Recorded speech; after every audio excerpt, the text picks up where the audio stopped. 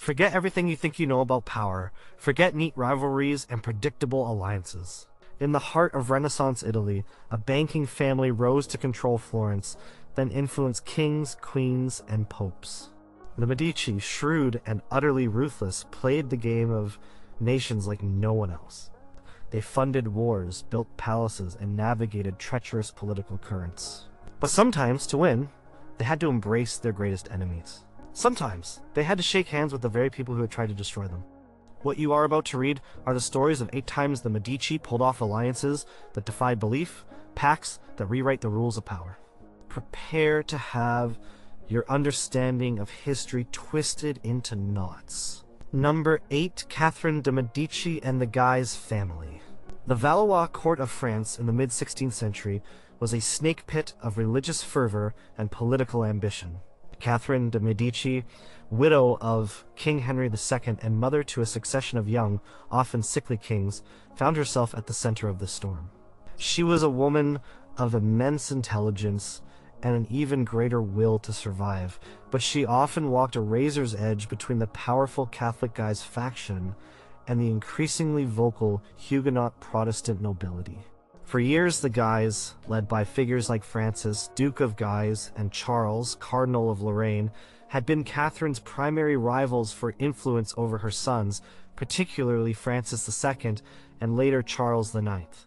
Their staunch Catholicism and calls for religious purity often clashed with Catherine's attempts to maintain a fragile peace through moderation and limited toleration. The Guise championed a hardline stance against the Huguenots, seeing them as traitors to both crown and church, and their power grew, fueled by popular support in Paris and alliances with Spain. One notable instance of their deep antagonism played out in the immediate aftermath of the conspiracy of Amboise in 1560. This was a plot by Huguenot nobles, led by figures like Louis, Prince of Condé, to kidnap young King Francis II and seize power from the Guise, who were seen as dominating the king. The plot was discovered, and the Guise, with Catherine's reluctant assent, brutally suppressed it. Thousands of Huguenots were executed without trial, their bodies displayed publicly. This event cemented the Guises' reputation as uncompromising defenders of Catholicism and further inflamed religious tensions. Catherine, though she allowed the crackdown, harbored deep distrust of the Guises' growing power and their ambition to control the royal family completely. She understood that while they were nominally serving the crown, their true aim was to solidify their own dynastic supremacy. She frequently employed various strategies, including appointing her own loyalists and attempting to mediate between factions to chip away at the Guises' monolithic influence.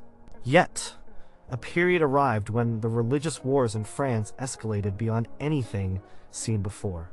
The massacre of St. Bartholomew's Day in 1572, a horrific slaughter of Huguenots in Paris and across France, forever tainted Catherine's reputation and plunged the kingdom into even deeper chaos.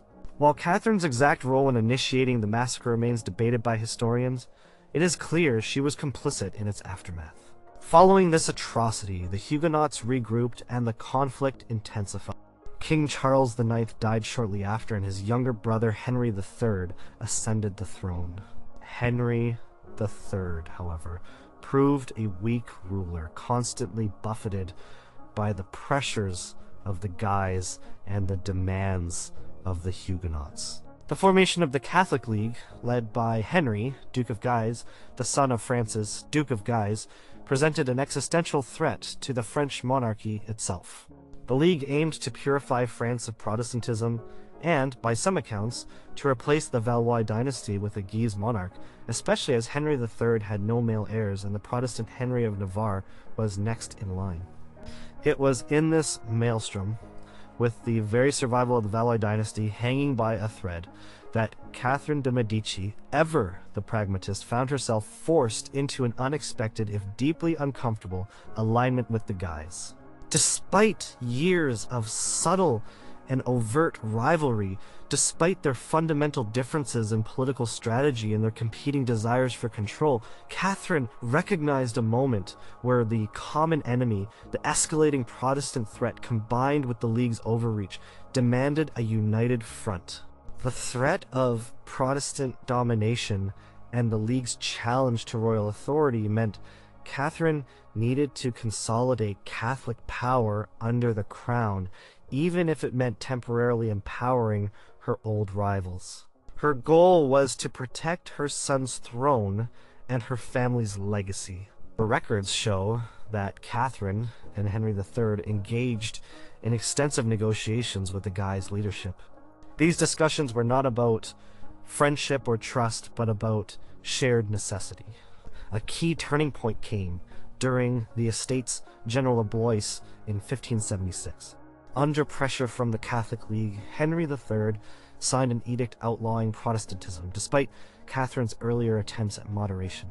While this was largely a capitulation to the Guise-led League, Catherine, by remaining within the royal council and lending her considerable diplomatic skill to the process, effectively became a part of this more aggressive Catholic stance. She worked to ensure that the edict, while extreme, still maintained some royal control, preventing the Guise from completely usurping the king's authority. Accounts from the period describe Catherine engaging in tense, protracted meetings with Henry, Duke of Guise, and his brother Charles, Duke of Mayenne. She would listen to their demands for a unified Catholic front, for greater repression of the Huguenots, and for the king to embrace the League's agenda. While privately she might have bristled at their arrogance and ambition, publicly she offered strategic advice on how to implement the edict, ensuring that it appeared to be a royal initiative rather than a Guise imposition. This strategic alignment was most evident in the diplomatic efforts to bring more Catholic princes and cities into the fold, not just as League members, but as allies of the crown. Catherine, renowned for her diplomatic prowess, used her network of contacts across Europe, particularly with the papacy and Spain, to secure support for the French crown's more aggressive Catholic policy. This indirectly bolstered the Guises' position, as they were the most fervent proponents of this policy. For example, when the Guise called for a stronger military response against Huguenot strongholds, Catherine, rather than openly opposing them, would instead work to ensure that royal troops were deployed, rather than solely League forces, thus maintaining a degree of royal control over the military campaign. Letters from her secretaries indicate she was constantly balancing the need to appear to support the Guises' anti-Protestant agenda with her underlying desire to prevent them from becoming too powerful. She sought to guide their energies towards strengthening the crown's position rather than allowing them to act entirely independently. This alliance, born of dire necessity, allowed for the continuation of military campaigns against the Huguenots, albeit with mixed success. For a period, the Guises' military leadership, combined with the crown's resources, presented a formidable, if not always, unified front. The Catholic League, under the nominal leadership of the king and with Catherine's strategic input, consolidated its hold over many French cities. This uneasy partnership saw the Guise providing the popular impetus and military fervor, while Catherine and Henry III provided the royal authority and logistical backing. The alliance was never one of true trust or shared vision beyond the immediate goal of Catholic supremacy, but it was a pragmatic choice for Catherine, who understood that in times of extreme crisis, even the most bitter rivals could find common ground if their survival depended on it. This bizarre political tango saw Catherine, the ultimate survivor, temporarily embracing the very faction she had spent years trying to outmaneuver, all to ensure the continuation of the Valois dynasty and her own enduring influence. Number 7. Cosimo I de Medici and Philip II of Spain. Mid-16th century, Italy was a chessboard dominated by powerful European monarchs, most notably Charles V, the Holy Roman Emperor and King of Spain, and Francis I of France. Florence, though nominally a republic, had for decades been under the de facto rule of the Medici, who had finally been elevated to Dukes of Florence and later Grand Dukes of Tuscany. Cosimo I de Medici, who became Duke in 1537, was a man of cold calculation and immense ambition. He inherited a duchy surrounded by larger, more powerful states, and his primary goal was to secure and expand his family's power, transforming Florence into a true regional power. However, to do this, he needed a powerful patron, and the undisputed heavyweight of Europe was Spain. Initially, Florence's relationship with Spain was fraught with tension. Charles V had installed Cosimo as duke, but Cosimo resented the Spanish garrisons in Florence and their lingering control over key Tuscan fortresses like Livorno and Siena. Siena, in particular, was a thorn in Cosimo's side. It was an ancient rival republic, fiercely independent, and had traditionally leaned towards France as a counterweight to Spanish and Florentine influence. Siena was also a haven for Florentine exiles who opposed Medici rule, making it a constant security threat to Cosimo's nascent duchy. These exiles continually plotted against the Medici, and Siena's proximity and independent spirit offered them a base of operations. The Sienese themselves maintained a strong republican tradition, viewing the Medici as tyrannical usurpers of Florentine liberty, and they actively resisted any attempts at Medici or Spanish domination. The strategic rivalry between Florence and Siena had deep historical roots marked by centuries of border disputes, economic competition, and military skirmishes. Siena prided itself on its republican virtues, a stark contrast to Florence's transition under the Medici. Furthermore, Siena often sought alliances with France, the perennial enemy of Spain. This alignment made Siena a critical strategic point for both France and Spain in Italy. For France, it offered a potential foothold in central Italy from which to challenge Spanish dominance. For Spain, Siena's independence, particularly its French leanings, was an unacceptable breach in its sphere of influence. Records from the era frequently mention diplomatic exchanges between Siena and the French court, solidifying Siena's status as a French satellite state. Cosimo I, deeply aware of this geopolitical dynamic, understood that controlling Siena was paramount to securing his Grand Duchy and eliminating a persistent threat to his rule. The stage for the unlikely alliance with Spain was set by the War of Siena, which erupted in 1552. Siena, bolstered by French support under King Henry II, expelled its Spanish garrison and aligned itself firmly with France. This act was seen by Philip II of Spain, who had succeeded his father Charles V in 1556, as a direct challenge to Spanish hegemony in Italy.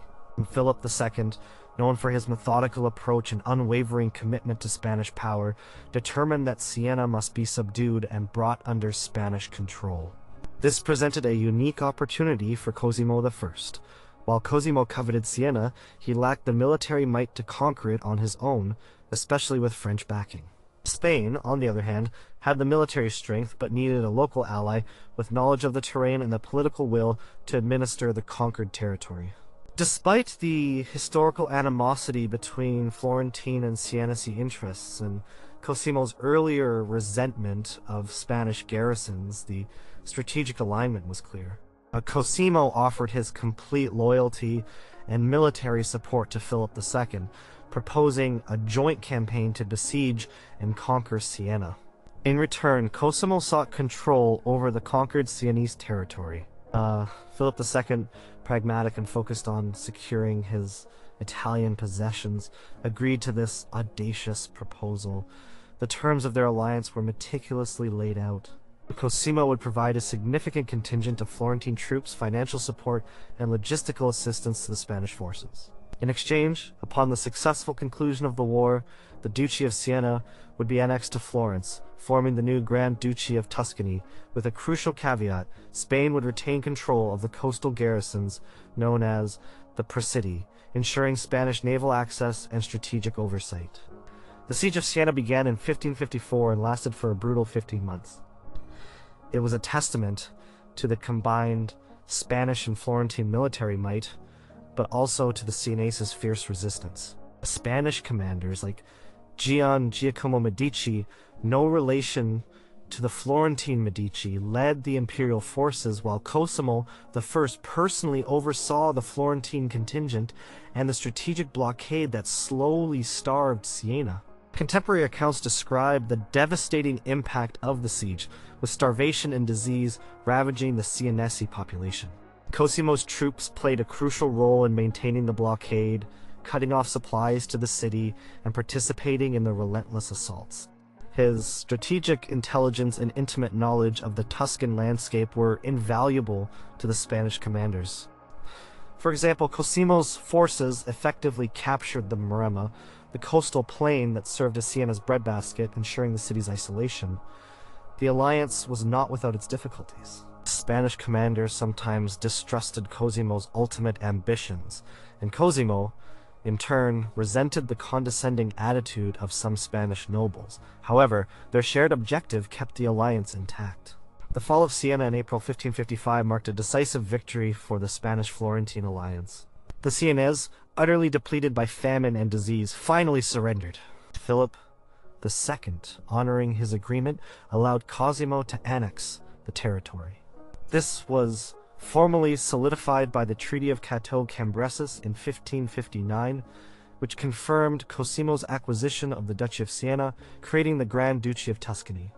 This alliance, forged out of mutual strategic necessity rather than any underlying affection, transformed the political map of central Italy. Cosimo I had leveraged the dominant power of Spain to crush his ancient rival and vastly expand his own domain, solidifying the Medici's position as rulers of a significant Italian state. He became a key Spanish client, dependent on Philip II's patronage, but now wielding far greater power than any Medici before him. The former independent Republic of Siena became a mere province, effectively ending its long history of republicanism and its role as a French counterweight in Italy. Number 6. Pope Clement VII and Charles V, Holy Roman Emperor. The early 16th century was a time of epic conflict in Italy, with the French and Spanish Habsburg empires vying for dominance. Pope Clement VII, born Giulio de Medici, found himself perpetually caught in the middle. As head of the Catholic Church and ruler of the Papal States, he wielded spiritual authority and considerable temporal power, but he lacked the military might to truly assert himself against the titans of Europe. His pontificate was marked by a constant, desperate balancing act, shifting alliances between Francis I of France and Charles V, the Holy Roman Emperor and King of Spain. Clement's goal was simple: protect the Papal States and, if possible, the independence of Italy from foreign domination, while also securing the Medici family's rule in Florence. Initially, Clement VII leaned towards France. He believed that a strong France could act as a counterweight to the growing, overwhelming power of Charles V, whose vast empire stretched from Spain to Germany and the Netherlands, threatening to engulf Italy entirely. He signed the Treaty of Cognac in 1526, forming a league with France, Venice, Florence, and Milan, explicitly aimed at curbing Charles V's expansion. This was a bold move, directly challenging the emperor, who viewed the Pope's actions as a betrayal. Charles V responded with fury. He saw Clement as a treacherous pawn of France, and his troops, many of them unpaid German Lutherans, were already marching south through Italy. The imperial army, a motley collection of Spanish, German, and Italian mercenaries, was a force unto itself, often acting with little regard for imperial orders beyond the desire for plunder. The culmination of Charles V's wrath and Clement VII's miscalculation was the catastrophic sack of Rome in May 1527. The imperial army, numbering around 34,000 men, stormed the Eternal City. What followed was an unprecedented horror. For 8 months, Rome was subjected to an orgy of looting, rape, murder, and destruction. Churches were desecrated, palaces ransacked, and countless civilians slaughtered. The Pope himself, Clement VII, was trapped in Castel Sant'Angelo, a fortress across the Tiber River, while his city burned and suffered. Records from the time describe the horror and disbelief across Europe at the desecration of the Holy City. The psychological impact on Clement was immense. He witnessed the destruction of his city, the humiliation of the papacy, and the utter failure of his diplomatic maneuvers. The sack of Rome was not just a military defeat, it was a profound personal and spiritual trauma for the pontiff. He was effectively Charles V's prisoner, living in humiliation in Castel Sant'Angelo until he was able to escape, disguised as a servant, in December 1527. The terms of Clement's captivity were harsh. He was forced to pay an immense ransom, surrender key papal territories, and promise not to ally with France again. His escape was a desperate act of defiance, but it did not fundamentally alter his weakened position. His family, the Medici, had also been expelled from Florence in the wake of the sack, as the Florentine Republic reasserted itself, viewing the Pope's downfall as an opportunity to rid themselves of Medici rule. Clement VII was now a pope without a truly secure seat, his city in ruins, his family exiled from their home city, and his credibility severely damaged. Despite this utter humiliation and the profound damage inflicted by Charles V's forces, Clement VII, the pragmatic Medici, soon found himself forced into an alliance with the very man who had brought him to his knees. The geopolitical reality was undeniable. Charles V was the dominant power in Italy, and continued opposition was suicidal. Clement's priority became the restoration of the Medici to Florence and the recovery of papal authority, which could only be achieved through imperial favor. Charles V, for his part, also realized the utility of having a compliant pope. He needed papal legitimacy for his imperial ambitions, particularly for the coronation that would officially recognize his dominion over Italy, and for a general council to address the growing Protestant Reformation in Germany. The negotiations that led to this astonishing alliance were painstaking and fraught with residual bitterness. The key moment came with the Treaty of Barcelona in June 1529. Clement VII, though still deeply resentful of the sack, was compelled by circumstance to make peace with Charles V. The terms were staggering. Clement pledged permanent alliance to Charles V, agreed to support imperial policy in Italy, and promised to grant Charles V the coveted imperial coronation in Italy. In return, Charles V pledged to restore the Medici to Florence by military force, if necessary, and to return the papal states that had been seized during the sack. He also promised to recognize Medici rule in Florence and secure a marriage alliance between the Pope's illegitimate niece, Catherine de Medici, and Charles V's distant relative, Henry, Duke of Orleans, the future King Henry II of France. This marriage was a strategic move by Clement to secure the Medici family's future at the highest levels of European royalty. The ultimate display of this forced alliance came with Charles V's coronation as Holy Roman Emperor in Bologna in February 1530. It was the last time an emperor was crowned by a pope in Italy. Clement VII, dressed in papal regalia, solemnly placed the crown upon Charles V's head, a symbolic act of submission and reconciliation. The very man who had presided over the destruction of Rome now conferred upon his conqueror the highest spiritual blessing. Accounts from the coronation describe Clement's grim demeanor, a man performing his duty despite the immense personal cost. The city of Bologna, still recovering from its own struggles, was transformed into a stage for this grand display of power.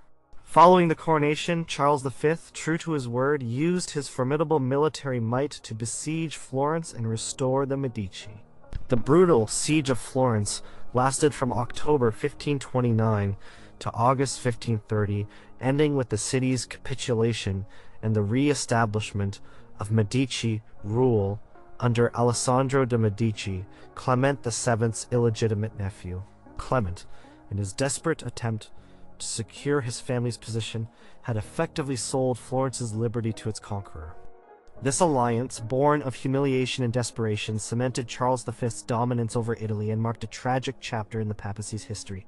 Clement VII, the once proud Medici pontiff, had been reduced to a strategic tool in the emperor's grand design, illustrating the profound power shift in early modern Europe. Number 5, Pope Leo X and Francis I of France. Giovanni de Medici, who became Pope Leo X in 1513, ascended to the highest office in the Church at a pivotal moment in European history. The Italian Wars, a series of conflicts primarily between France and the Habsburg Spain and the Holy Roman Empire, were raging, and Italy was their main battleground. Leo X, a man renowned for his love of art, luxury, and the hunt, was also a shrewd politician determined to protect the Papal States and secure the Medici family's power in Florence. His pontificate was marked by a relentless pursuit of these goals, often through complex and often contradictory diplomatic maneuvering. Initially, Pope Leo X pursued an alliance with the Holy Roman Emperor Maximilian I in Spain against France. He viewed France, under its ambitious young king Francis I, as the primary threat to Italian independence and to papal territories. Francis I was determined to reclaim Milan, a prize that had repeatedly changed hands between the French, Spanish, and Italian states. The papacy, Venice, and Spain formed the Holy League, aimed at expelling the French from Italy.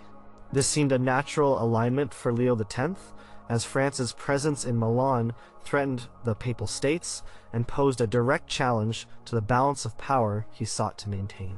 However, Francis I's victory at the Battle of Marignano in September 1515 fundamentally altered the geopolitical landscape. This decisive battle, where French forces decisively defeated the Swiss mercenaries fighting for Milan and the papacy, established Francis I as a formidable military power and cemented French control over Milan. The Swiss, previously considered invincible, were shattered, and the French victory sent shockwaves across Italy. For Pope Leo X, this was a disaster. His anti-French strategy had failed, and he now faced a powerful French king on his northern border, capable of threatening Rome itself. The immediate aftermath of Marignano saw Leo X in an extremely vulnerable position. His grand plan had crumbled, and he needed to adapt, and quickly. The shock of Marignano forced Leo X to reconsider his entire foreign policy.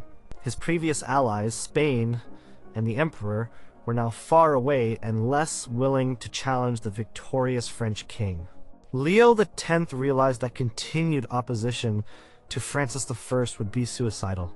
His primary goal remained the security of the Papal States and the Medici rule in Florence. To achieve this, he had to make peace with the new dominant power in Italy. This realization led to one of the most surprising alliances of his pontificate. Instead of continuing the fight, Leo X entered into direct negotiations with Francis I, the very king he had just been fighting against. The famous meeting between Pope Leo X and King Francis I took place in Bologna in December 1515, just months after the Battle of Marignano. It was a lavish affair, filled with elaborate ceremonies and banquets, a testament to the theatrical nature of Renaissance diplomacy. Despite the recent hostilities, both leaders recognized the strategic necessity of an agreement. For Francis I, gaining papal recognition and support would legitimize his conquest in Italy and strengthen his position against the emperor. For Leo X, it was an opportunity to salvage his position, secure the Papal States, and gain concessions for the Medici. The result of these negotiations was the Concordat of Bologna, signed in 1516. This agreement was a landmark moment in the history of both France and the papacy. While Francis I confirmed the papacy's temporal rule over cities like Parma and Piacenza, effectively cementing papal state control over territories he had previously claimed, the Concordat also granted the French king significant power over the French church. And Francis I gained the right to nominate bishops, abbots, and other high ecclesiastical officials in France, a right that had previously been reserved for the Pope. This dramatically increased the French king's control over his own clergy and limited papal interference in French internal affairs. In exchange, the Pope received certain financial benefits and the official recognition of papal authority within the French Church. For Leo X, this was a difficult but necessary compromise. He conceded significant spiritual authority in France, but in return, he secured the Papal States from immediate French aggression and gained French recognition of Medici rule in Florence. The agreement also established a framework for future cooperation between the papacy and France. The Concordat of Bologna effectively turned France from an enemy into a crucial, if sometimes demanding, ally. This shift was evident in subsequent years.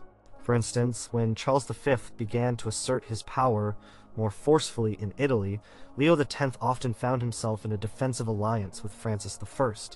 This alliance was primarily aimed at checking Charles V's growing ambitions. Records show that Leo X used his diplomatic skills to navigate this complex relationship, often playing Francis I against Charles V and vice versa. He even attempted to forge alliances to recapture lost territories in Italy, sometimes with French aid. The Concordat of Bologna, though a pragmatic necessity for Leo X, effectively marked a turning point in the balance of power. It solidified Francis I's position in Italy and, perhaps unexpectedly, bound the papacy to the French crown for many decades. This Medici Pope, known for his cultural pursuits, demonstrated an acute political instinct by abandoning a losing battle and embracing his recent conqueror, securing his temporal power at the cost of some spiritual authority, all to ensure the survival of his family's influence in the Papal States. Number 4. Lorenzo de Medici and Pope Innocent VIII. After the devastating Pazzi conspiracy of 1478, Lorenzo de Medici, known as Lorenzo the Magnificent, found himself in a truly precarious position. The conspiracy, orchestrated by the rival Pazzi banking family with the explicit support of Pope Sixtus IV, aimed to overthrow Medici rule in Florence and resulted in the brutal murder of Lorenzo's brother Giuliano right inside Florence Cathedral. Lorenzo himself narrowly escaped assassination. Pope Sixtus IV, fueled by a desire to expand papal state territory and curb Medici influence, subsequently excommunicated Lorenzo and the Florentine government. He then formed a powerful alliance with King Ferdinand I of Naples and Siena, launching a full-scale war against Florence. Florence, abandoned by its traditional allies like Milan and Venice, stood largely alone against this formidable coalition. The war lasted for 2 years, draining Florence's resources and putting immense strain on Lorenzo's leadership. Florence suffered military defeats and faced severe economic hardship due to a papal interdict that crippled its trade. Lorenzo was forced to undertake his famous daring diplomatic mission to Naples, venturing into the lion's den to negotiate peace with Ferdinand I, his sworn enemy. He succeeded in securing a separate peace with Naples, effectively breaking the Papal-Neapolitan alliance and isolating Sixtus IV. This was a testament to Lorenzo's diplomatic genius, but it did not resolve his fundamental conflict with the papacy. Sixtus IV remained a determined foe, and the relationship between Florence and the Holy See was at an all-time low. The death of Pope Sixtus IV in 1484, however, opened a new chapter. The subsequent papal election was a tense affair, with various factions vying for control. Lorenzo de Medici, still deeply hostile to the papacy, but ever the pragmatist, understood the critical importance of having a sympathetic pope. His agents in Rome, working through bribery and political maneuvering, played a crucial role in the election of Cardinal Giovanni Battista Cybo, who became Pope Innocent VIII. Cybo was not a particularly strong or influential cardinal, and he was known to be financially indebted and somewhat lacking in political acumen. This made him an ideal candidate for Lorenzo to influence. The transformation from bitter enemy to indispensable ally began almost immediately. Innocent VIII, unlike his predecessor, was not inherently hostile to the Medici. In fact, he had personal connections to Florence and a general lack of a strong, independent power base. Lorenzo de Medici, seizing this opportunity, embarked on a deliberate campaign to cultivate a close relationship with the new pontiff. He provided financial support to the cash-strapped pope, sending him large sums of money, often in the form of loans that were never truly expected to be repaid. He also provided valuable intelligence and diplomatic assistance on Italian affairs, effectively making himself Innocent VIII's chief political advisor and a key intermediary in Rome. One of the most significant demonstrations of this unexpected alliance was the marriage of Innocent VIII's illegitimate son, Franceschetto Saibo, to Lorenzo de Medici's daughter, Maddalena de Medici, in 1488. This was a powerful dynastic union binding the two families together. While Innocent VIII was a pope and thus technically celibate, his son was a known fact, and this marriage legitimized Franceschetto's position and gave him a powerful Florentine connection. For Lorenzo, this marriage cemented his influence over the pope and his family, giving him an unparalleled degree of access and leverage in Rome. It was a clear sign to all of Italy that the Medici were now firmly back in the papal orbit, not as subordinates but as powerful partners. In contemporary accounts detail the grand celebrations in Florence for the wedding, showcasing the newfound intimacy between the two families. This alliance brought numerous benefits to Lorenzo and Florence. The papal interdict was lifted, restoring Florence's vital trade links. And papal favor also meant access to ecclesiastical offices and revenues for Medici clients and supporters. But the most stunning demonstration of the alliance came in 1489 with the appointment of Lorenzo's second son, Giovanni de Medici, to the College of Cardinals. Giovanni was only 13 years old at the time. This was an unprecedented act requiring special dispensation due to his extreme youth. Pope Innocent VIII, under immense pressure from Lorenzo, finally agreed. This appointment was a direct result of Lorenzo's relentless lobbying and his strategic cultivation of the Pope. It was a powerful statement of Medici influence, placing a member of the family at the very heart of the church hierarchy, setting the stage for Giovanni to one day become Pope Leo X himself.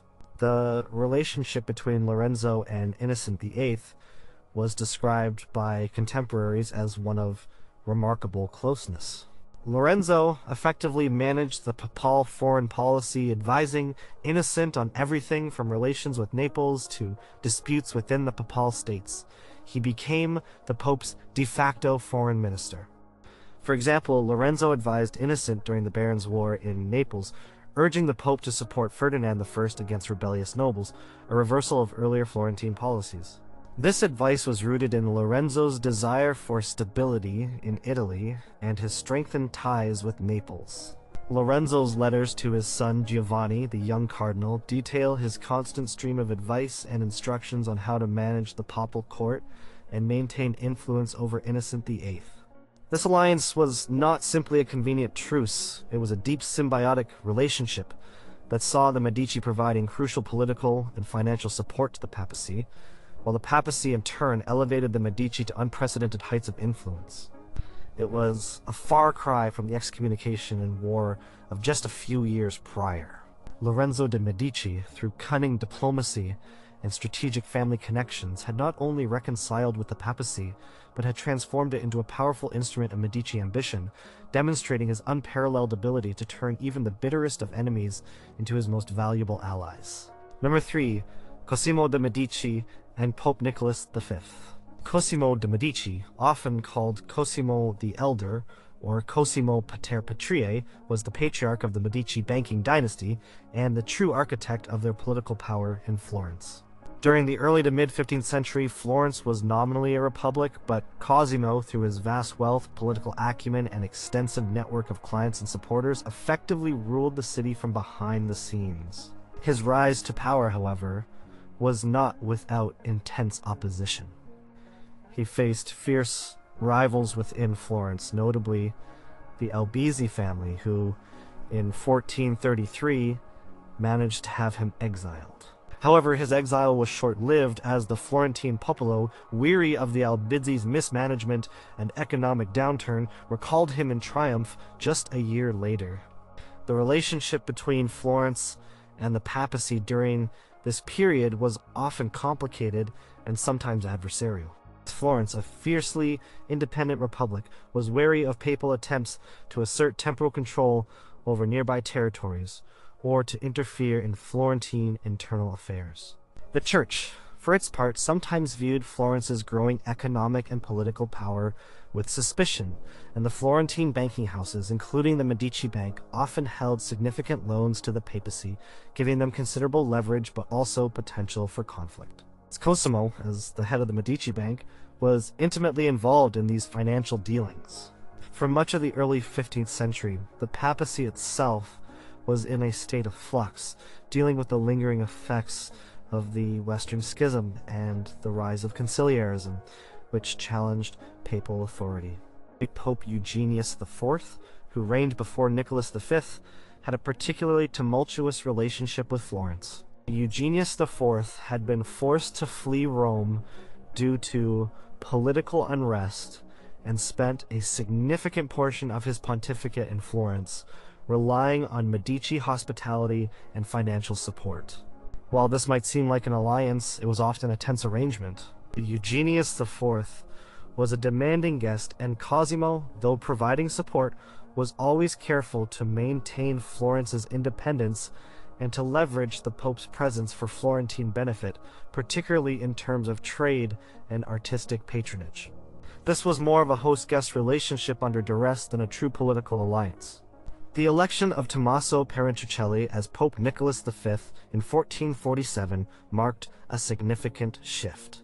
Nicholas V was a humanist scholar deeply committed to the arts and letters and driven by a vision to restore Rome to its former glory and solidify the papacy's spiritual and temporal authority.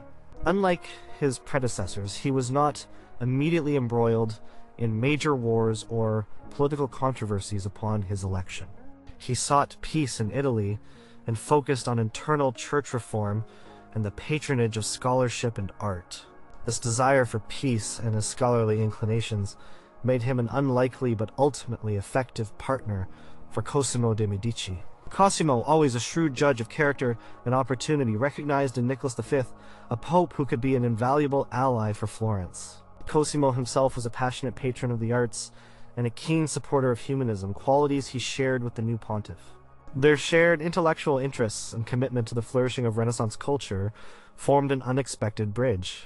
Cosimo had long invested heavily in scholarship and building projects in Florence, creating libraries and commissioning magnificent works of art.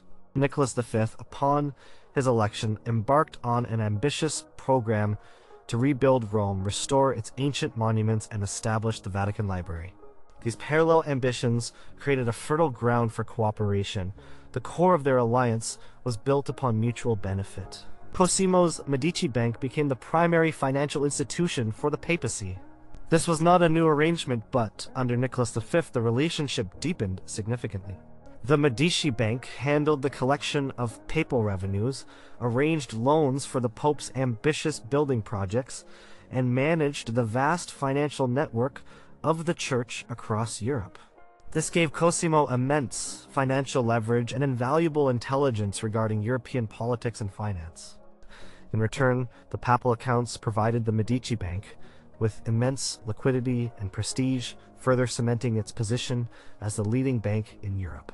Records show detailed ledgers of papal transactions handled by the Medici branches in Rome, Bruges, and London. Beyond finance, Cosimo played a crucial role as a diplomatic intermediary for Nicholas V. As a skilled negotiator and a central figure in Italian politics, Cosimo helped the Pope achieve his goal of peace in Italy. One of the most significant achievements of this period was the Treaty of Lodi in 1454, which established a fragile but lasting peace among the major Italian states, Florence, Milan, Venice, Naples, and the Papal States, for several decades. While Nicholas V himself actively promoted the peace, Cosimo's behind-the-scenes diplomacy, his influence over Milan through his alliance with Francesco Sforza, and his ability to mediate between the various Italian powers were instrumental in bringing about this critical treaty. Contemporary chroniclers often note Cosimo's subtle but pervasive influence in papal diplomatic circles. The alliance was also visibly expressed through joint patronage. And Nicholas V employed many Florentine artists and architects who were already favored by the Medici, bringing them to Rome to work on his ambitious projects, including the rebuilding of St. Peter's Basilica and the Vatican Palace. This shared patronage strengthened cultural ties and further cemented the bond between Florence and Rome. For instance, the renowned architect Leon Battista Alberti, patronized by both Cosimo and Nicholas V, worked on projects in both cities, illustrating the cross-pollination of Renaissance culture. This unexpected alliance between the behind-the-scenes ruler of Florence and a scholarly pope who prioritized peace and cultural revival transformed the papacy's relationship with the Medici. It provided stability for Florence, immense financial gain for the Medici Bank, and invaluable political leverage for Cosimo. For Nicholas V, it ensured financial stability for his ambitious projects and a reliable diplomatic partner in turbulent Italy. It was a partnership based on shared vision and mutual benefit, a far cry from the more common hostile interactions between popes and powerful Italian city-states. This era marked a period of peace and prosperity for Florence, largely facilitated by Cosimo's ability to forge and maintain this unlikely yet profoundly impactful alliance with the head of the church. Number 2, Lorenzo de Medici and Ferdinand I of Naples. The Pazzi conspiracy of 1478 was supposed to be the end of the Medici. Orchestrated by the rival Pazzi family, with the full support of Pope Sixtus IV and elements within the Neapolitan court, it was a bloody, audacious plot to assassinate Lorenzo and his brother Giuliano de Medici during Mass in Florence Cathedral. Giuliano was murdered, but Lorenzo, though wounded, managed to escape. The conspiracy failed to achieve its ultimate goal of overthrowing Medici rule, and instead it solidified Lorenzo's power and transformed him into a national hero in Florence. However, the immediate aftermath plunged Florence into a dire war. Pope Sixtus IV, furious that the conspiracy failed and Lorenzo survived, placed Florence under an interdict, crippling its trade and spiritual life. He then formed a powerful alliance with King Ferdinand I of Naples, a ruthless and ambitious ruler known as Ferrante. Together they declared war on Florence. Ferdinand I, though a powerful monarch who controlled much of southern Italy, had a complex and often adversarial relationship with Florence. He viewed Florence as a potential threat to Neapolitan expansion in central Italy and a rival for influence. The papal alliance offered him an opportunity to assert his dominance and potentially weaken Florence permanently. Florence found itself isolated. Its traditional allies Milan and Venice offered little effective support. The war dragged on for 2 years, from 1478 to 1480, devastating the Florentine economy and depleting its treasury.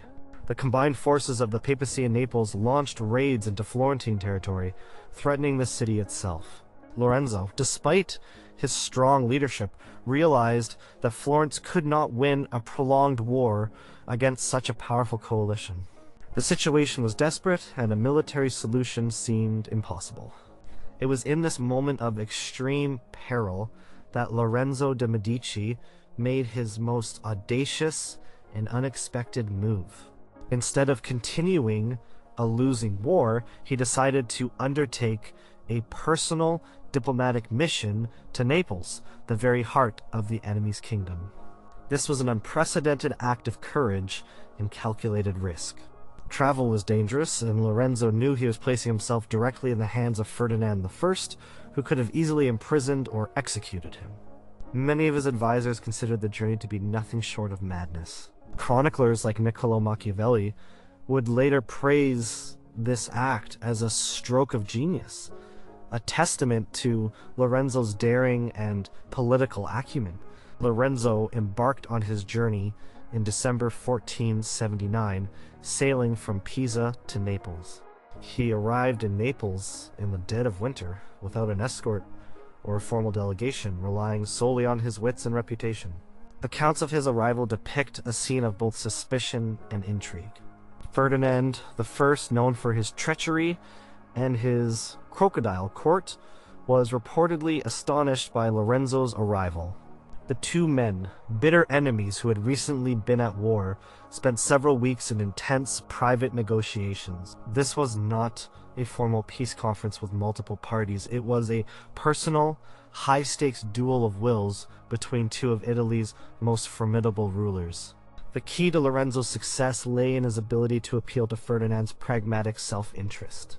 Lorenzo argued that the Pope's ambition, if left unchecked, would ultimately threaten not just Florence, but also Naples. He pointed out that Sixtus IV's true aim was to expand papal territory at the expense of both Florence and Naples, using their conflict to his advantage. He suggested that a strong, independent Florence was a better long-term neighbor for Naples than a weakened, fragmented Italy under papal domination. He offered financial concessions and a commitment to maintaining the balance of power in Italy, something Ferdinand valued. Accounts of the negotiations describe Lorenzo using his renowned charm, intellect, and persuasive rhetoric to win over the Neapolitan king. He highlighted the advantages of a stable Italy, free from direct papal aggression, which would benefit both Florence and Naples. Against all expectations, Lorenzo succeeded. In February 1480, a separate peace treaty was signed between Florence and Naples. And Ferdinand I, convinced by Lorenzo's arguments and perhaps impressed by his courage, agreed to withdraw his forces from Florentine territory. The terms included an indemnity payment from Florence to Naples and a general commitment to peace, but crucially, it did not involve any significant territorial concessions from Florence. This was a massive diplomatic coup for Lorenzo. It effectively broke the Papal-Neapolitan alliance, leaving Pope Sixtus IV isolated and severely weakened. The peace with Naples effectively ended the war, though Pope Sixtus IV continued his excommunication of Florence for a time. However, with Naples no longer a threat, the papacy found itself exposed and eventually, through the mediation of Ferdinand I and other powers, was forced to lift the interdict and make peace with Florence. This alliance with Ferdinand I, forged out of desperation and extreme risk, was the ultimate example of Lorenzo de Medici's political genius. He had not only survived a direct assault on his family and city, but had also turned his greatest enemy into a vital ally, safeguarding Florence's independence and solidifying his own reputation as the Magnificent, a leader capable of extraordinary and unexpected maneuvers. This daring act of personal diplomacy remains one of the most celebrated moments in Medici history. Number 1. Cosimo de Medici and Francesco Sforza of Milan. The early 15th century in Italy was dominated by the shifting power dynamics of 5 major states: the Duchy of Milan, the Republic of Venice, the Republic of Florence, the Papal States, and the Kingdom of Naples. Florence, under the de facto rule of Cosimo de Medici, was deeply involved in this complex web of alliances and rivalries. For generations, the main rival of Florence had been the powerful Duchy of Milan, ruled by the formidable Visconti family. The Visconti, expansionist and often ruthless, had repeatedly threatened Florentine independence, seeking to extend their dominion over Tuscany. Wars between Florence and Milan were frequent and costly, defining much of the region's political landscape. Cosimo de Medici, who cemented his power in Florence after his return from exile in 1434, inherited this long-standing enmity.